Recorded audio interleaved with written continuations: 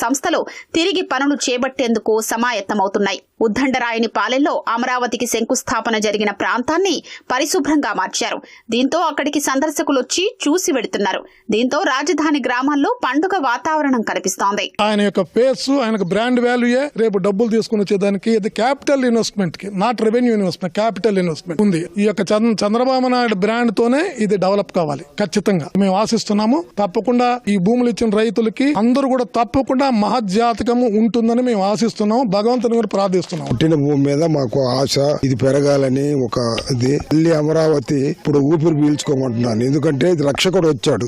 ఇంకా దీనికి జయప్రదంగా ఉంటుందండి. ముందు పెద్ద మహానగరం అవుతుంది.